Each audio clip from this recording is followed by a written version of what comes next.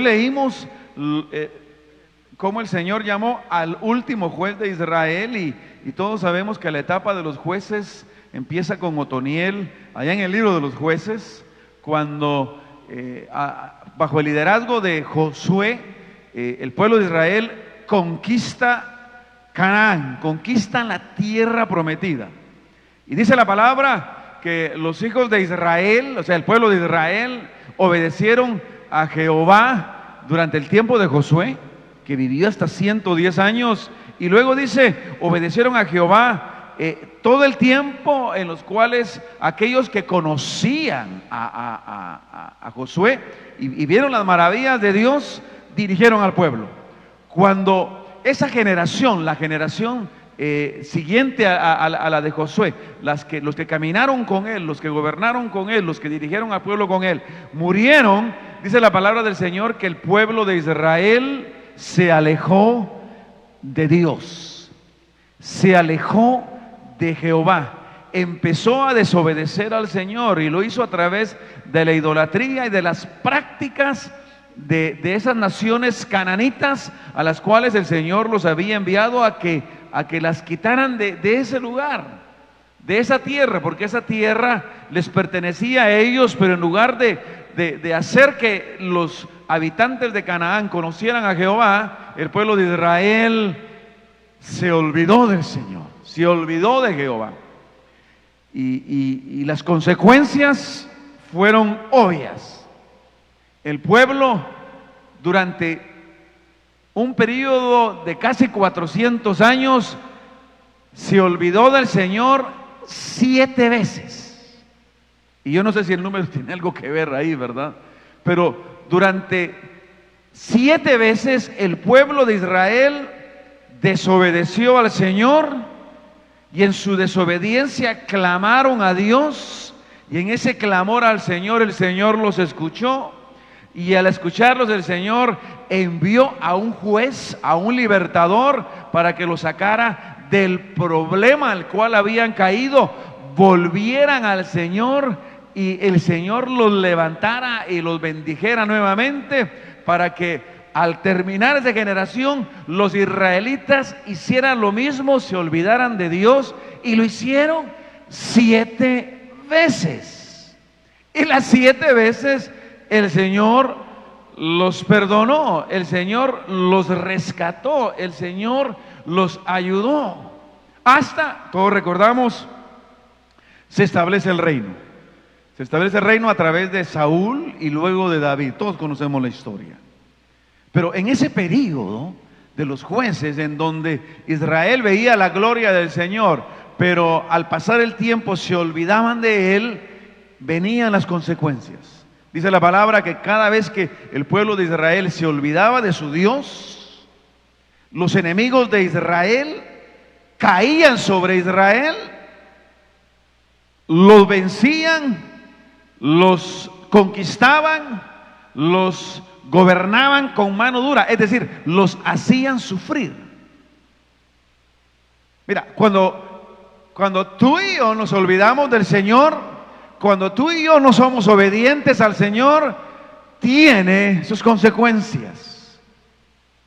Tiene sus consecuencias. Mira, tú y yo estamos hechos para la victoria. ¿Cuántos pueden decir amén a eso? Amén. Tú y yo estamos hechos para vivir con gozo, con alegría y felicidad la vida. ¿Cuántos podemos decir amén a eso? Y es una realidad. Ahora, tiene un precio. Y el precio es la obediencia.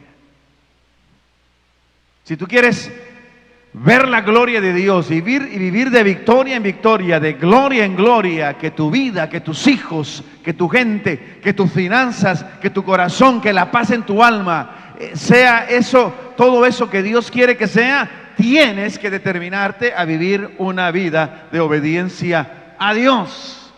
Si no, no pasa. No sucede. Podemos ser muy hijos de Dios, pero si no obedecemos a Dios, vamos a recibir las consecuencias de no obedecer a Dios. El pueblo de Israel, en esas 7 veces que cayó, no dejó de ser pueblo de Dios, seguía siendo pueblo de Dios. El propósito de Dios en Israel seguía tan latente y tan presente como al principio, pero no se podía realizar. ¿Por qué? Porque el pueblo desobedecía a Dios.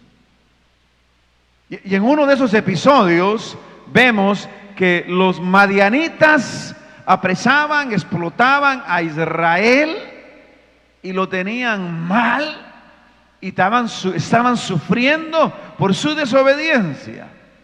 Escuchen bien esto. Dios es justo. ¿Cuántos pueden decir amén a eso? Dios es justo. Muchas veces nosotros nos enojamos con Dios por algo que pasa en nuestra vida, ¿no? Mira, te voy a dar un consejo.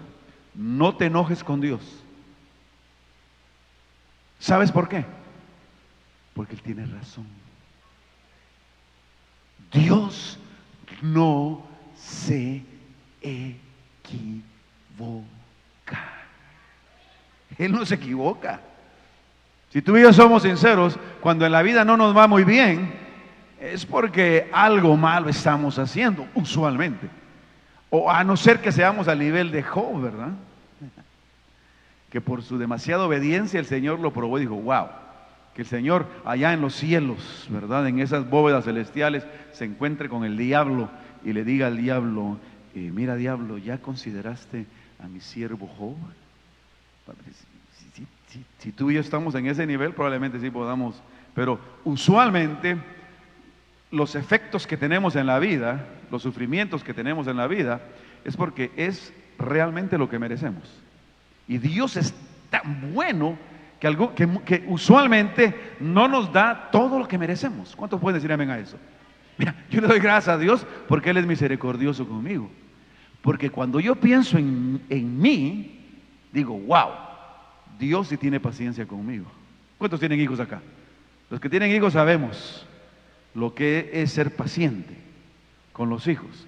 Los que tenemos hijos sabemos que usualmente nuestros hijos no merecen todo lo que tienen, pero no tienen lo que tienen porque lo merezcan, sino porque los amamos, ¿sí o no?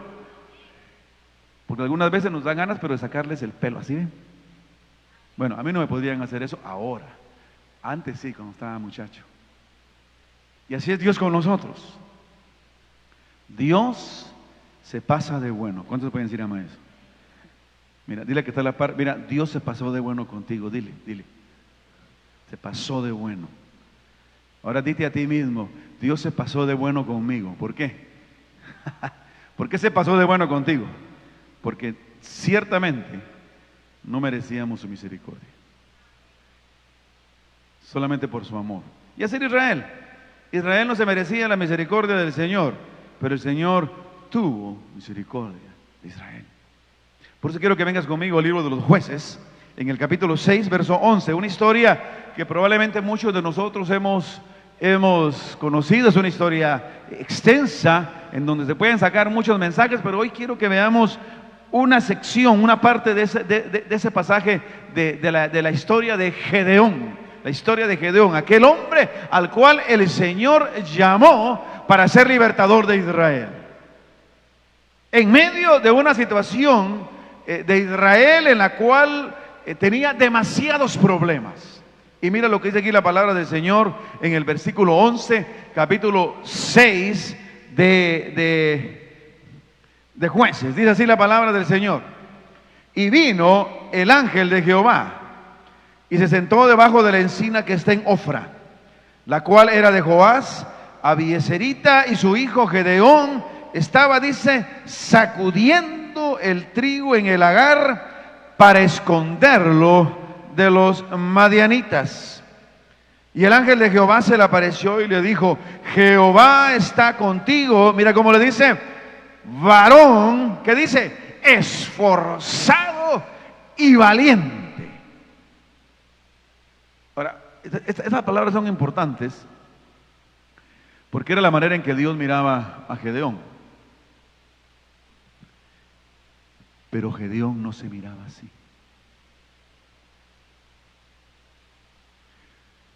Dios miraba a Gedeón como esforzado y valiente, pero Gedeón no se miraba así. Mira, usualmente el Señor te ve de una manera, pero tú te ves y yo nos vemos de otra manera.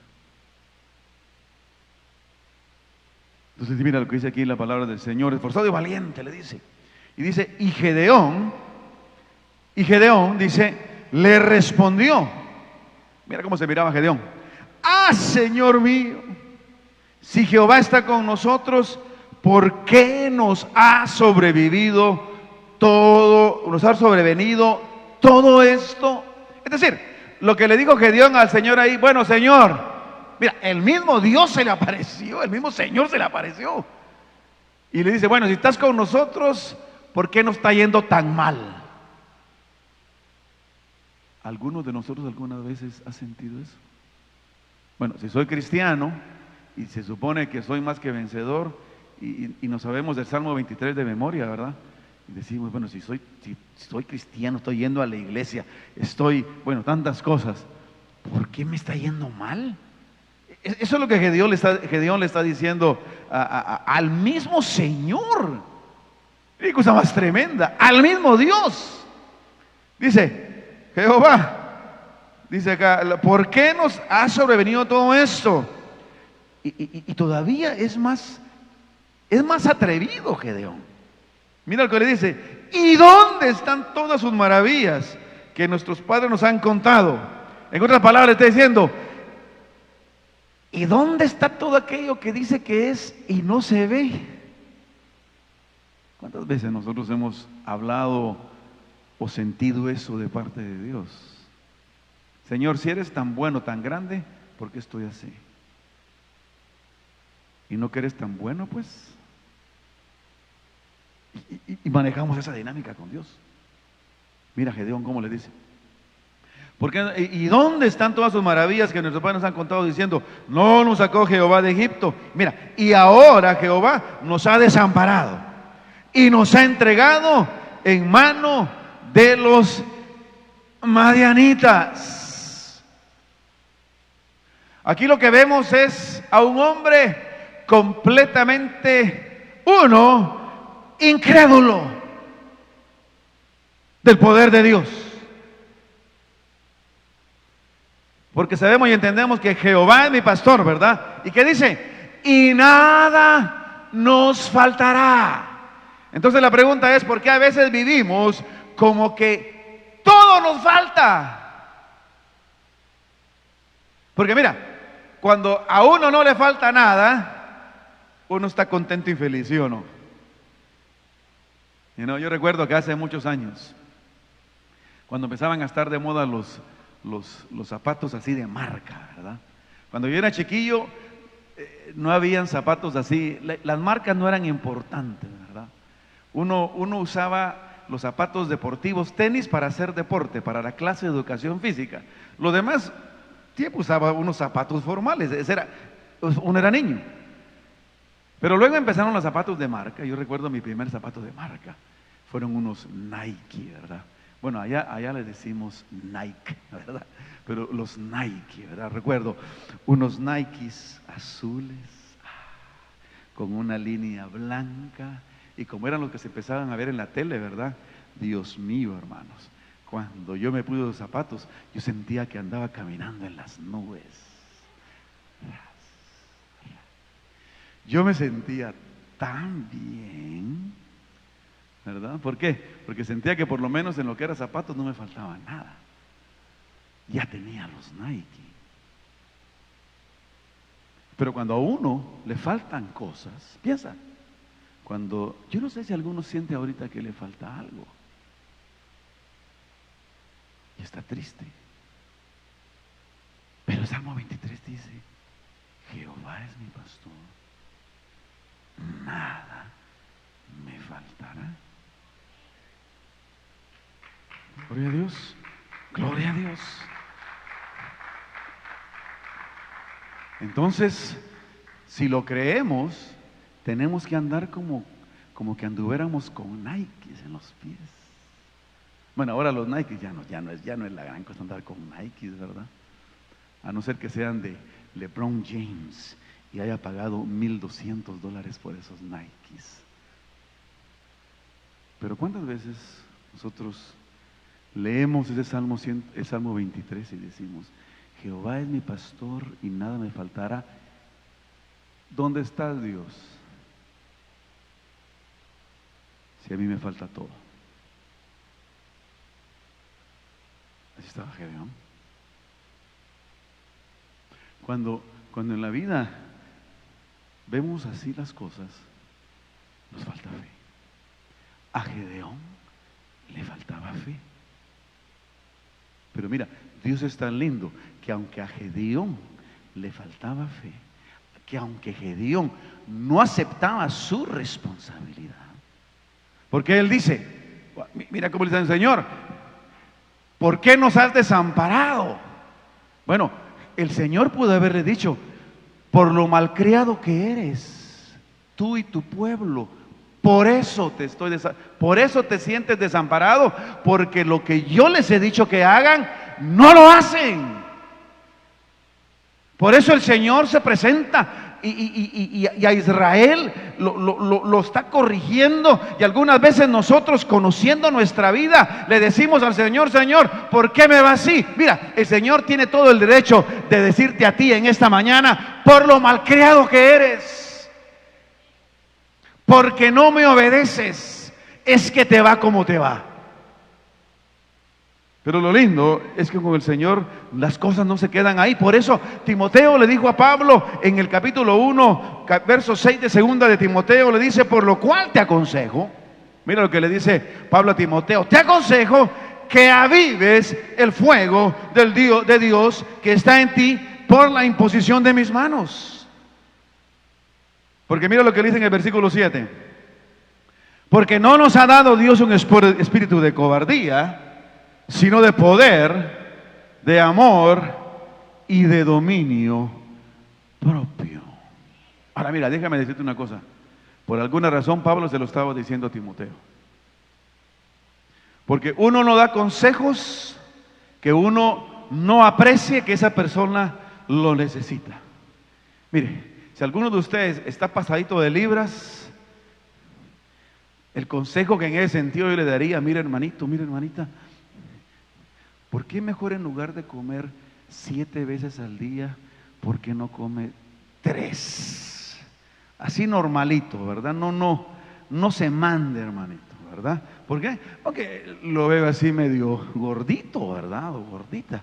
O de repente lo miro así medio flacón, ¿verdad? Y le digo: mi hermanito, ¿qué le pasa? Mire, coma, porque si no come, entre unos días desaparece de esta tierra. ¿Verdad? Es decir, cuando uno le da un consejo a alguien, es porque uno está observando que algo no está bien. Y por alguna razón Pablo le está diciendo a Timoteo: Timoteo, dice en el versículo: porque no nos ha dado Dios un espíritu de cobardía, sino que de poder, de amor y de dominio propio. Aleluya. El Señor te está hablando hoy, hermano y mi hermana. Mira, lo que estés pasando en tu vida, al primero que tienes que responsabilizar por eso es a ti mismo. Eso era lo que Gedeón no podía hacer, pero el Señor en su misericordia lo estaba llevando a ese punto. Y mira lo que sigue diciendo aquí en el capítulo 14. Mira lo que dice en el versículo 14. Y dice: y mirándole Jehová, le dijo: ve con esta tus fuerzas y salvarás a Israel de los madianitas. ¡Wow! Dice la palabra que en ese momentico y en otros momentos, en los versículos primeros de manera especial, dice la palabra que la gente trabajaba en sus graneros, limpiando la cosecha de noche y escondidos, porque tenían miedo. Y ahora el Señor le dice a Gedeón: ve con esta tu fuerza, y Gedeón era uno de ellos, ve con esta tus fuerzas y salvarás a Israel de la mano de los madianitas. ¡Wow! De veras, el Señor estaba tratando de ayudarle a entender a Gedeón de que si él ponía su confianza en él, grandes cosas podría hacer. Dios te está diciendo a ti, mi hermano, que Él está contigo, mi hermanita, y que si tú realmente escuchas lo que Dios te quiere y tiene que decirte, Él va a hacer grandes cosas. Porque mira cómo le dice: no te envío yo, le dice Dios, no te envío yo. Entonces le respondió: ah, Señor mío, ¿con qué salvaré yo a Israel? Como quien dice: Señor, lo que tú estás diciendo no tiene sentido. Yo no puedo. Es lo que le está diciendo. Yo no puedo.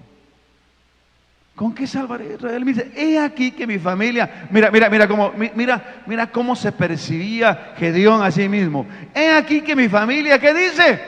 Es pobre en Manasés,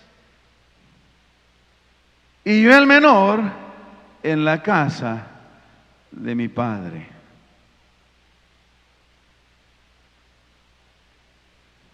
¿Cuántos de los que están aquí se sienten pobres? Nadie diga amén. ¿Sabes por qué? Porque aquí no hay ni un pobre. ¿Sabes dónde están los pobres de verdad? Están allá en África, en Latinoamérica. Mira, la mitad del mundo vive, vive con menos de $2 al día. Esos son pobres. ¿Hay algún pobre acá? Pero estoy seguro que muchas veces nosotros nos sentimos pobres, sin serlo. ¿Y sabes quién es ese?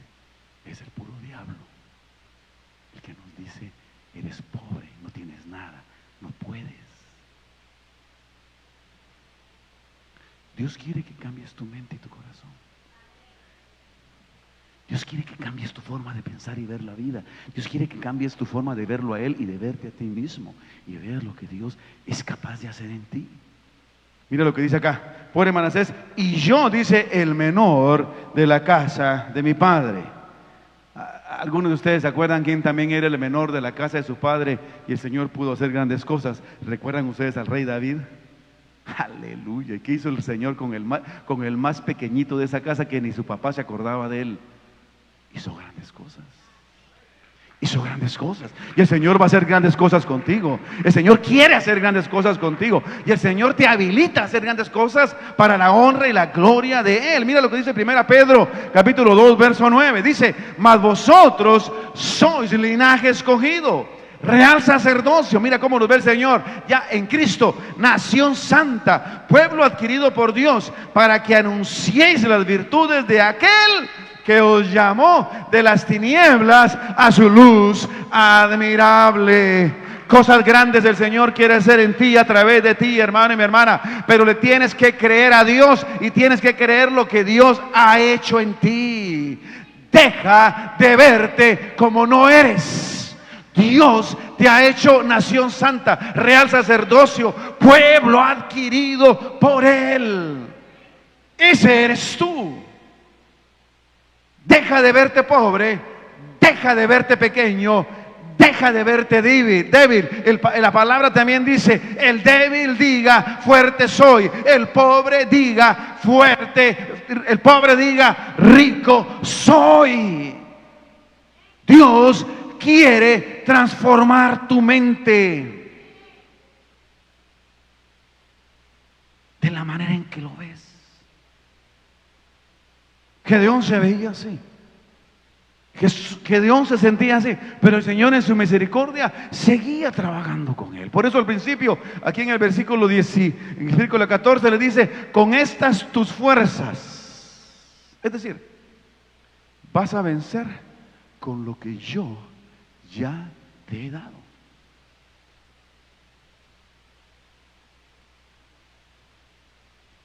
Di, fuerte soy, di así, fuerte soy. Si tienes dile al que está a la par, eres fuerte, pero no con lo ajeno, ¿verdad? No, que eres fuerte. Amén. Somos fuertes, en el Señor somos fuertes. Lo que pasa es que Satanás nuevamente es el que nos quiere constantemente engañar, diciendo que somos pobres, somos débiles, somos nadie, somos pequeños. Como recuerdan ustedes, el pueblo de Israel, al momento de ver la tierra prometida, que dijeron, somos como langostas, pero no las que uno se come, ¿verdad?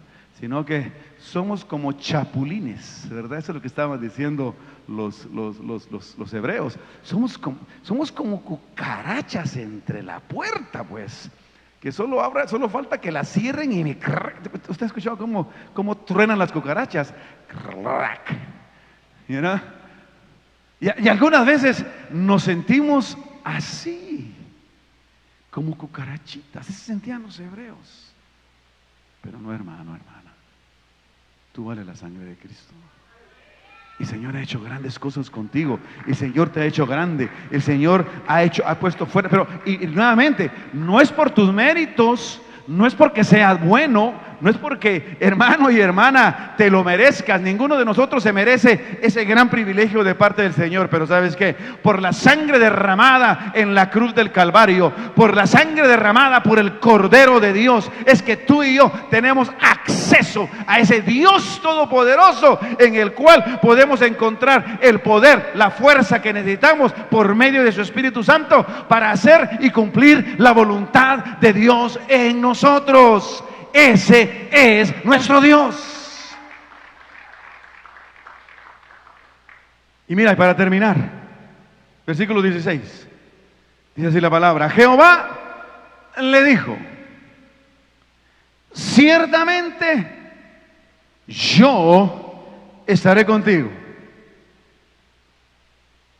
Y el Señor te está diciendo a ti esto hoy: ciertamente yo estoy contigo.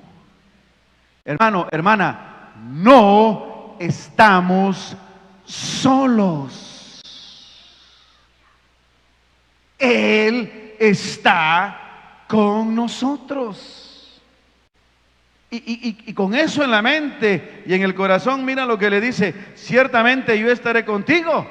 Y mira cosa más grande: y derrotarás, wow, a los madianitas, ¿cómo? Como un solo hombre. Y mira, y casi lo hizo. Enfrentó, más adelante, si siguiéramos leyendo la historia, enfrentó a un ejército de casi 150,000 soldados. 3 naciones se habían unido para enfrentar a Israel. 3 naciones. Y los que les gusta leer la Biblia, ¿con cuántos los derrotó? 300. ¿Cuántos habían en el ejército enemigo? Más casi 150,000. ¿Con cuántos el Señor los derrotó? Con 300, y sin usar ni siquiera una sola flecha. Sino que el Señor, ¿recuerdan ustedes? Los mandó a pelear con antorchas y ollas. Ay, Dios mío. Bueno, con los hispanos creo que sí hubiera sido bastante, porque estoy seguro que cada hermana que está acá en la casa debe tener su olla como de este tamaño, ¿verdad? Estoy seguro. Ahí sí no le hubieran faltado ollas a Gedeón. Pero de igual manera, la guerra no se gana con ollas. Pero ¿sabes qué? Cuando el Señor está contigo, Él lo va a ganar con lo que sea. Es más, sin nada, aleluya, Él la va a ganar, Él lo logrará, porque Él es nuestro Dios todopoderoso. Y ciertamente lo cumplió, que iba a ganar, le dijo, como un solo hombre. Mira el 17. Y él respondió: Gedeón le respondió a Dios, ya cambió, ya cambió. Aquí Gedeón ya empezó a entender de qué se trataba el asunto. Aquí Gedeón ya empezó a entender quién era Dios. Y mira lo que hizo. Y respondió, yo te ruego que si he hallado gracia delante de ti, me dé señal que tú has hablado conmigo. Ahora mira lo que dice aquí en el 18. Y es lo que tú y yo tenemos que hacer. Te ruego que no te vayas de aquí hasta que vuelva a ti. Ahora, ¿para qué? Mira lo que dice. Y saque mi ofrenda y la ponga delante de ti. Ahora, ¿a quiénes se le ponen ofrendas? Especialmente un hebreo, ¿sabías? Únicamente a Dios. Es decir, Gedeón sabía que el que tenía enfrente era el mismo ángel de Jehová. Y dice, no te vayas hasta que venga y traiga mi ofrenda delante de ti.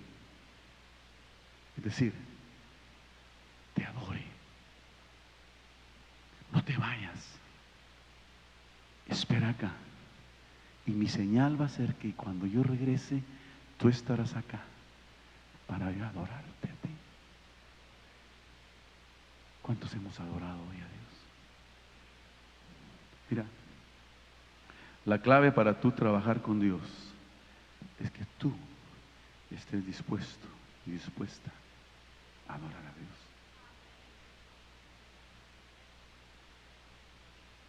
A darle lo mejor de ti. Porque esa es la ofrenda, ¿no?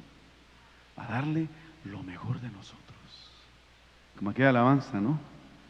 Que creo que es Jesús Adrián Romero canta, creo que es linda, que dice, te daré lo mejor de mi vida. Te daré lo mejor cada día.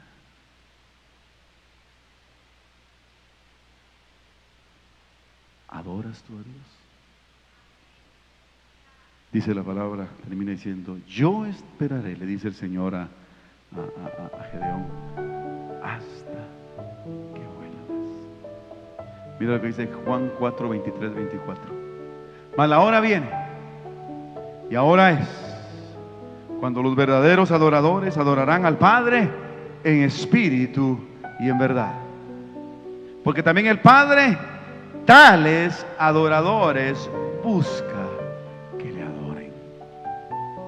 Y lo que hemos leído hoy fue que Gedeón no buscó a Dios, Dios buscó a Gedeón. Tú y yo no buscamos a Dios, Dios nos buscó a nosotros. Tú y yo no encontramos a Dios, Él no estaba perdido. Los que estábamos perdidos éramos nosotros.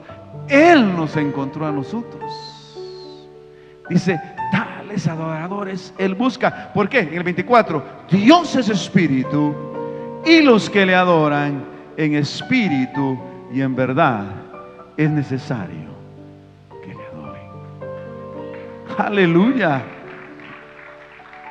Si tienes problemas y dificultades, si el enemigo ataca tu vida, te daré un consejo, hermano y hermana, en esta mañana: adora a Dios.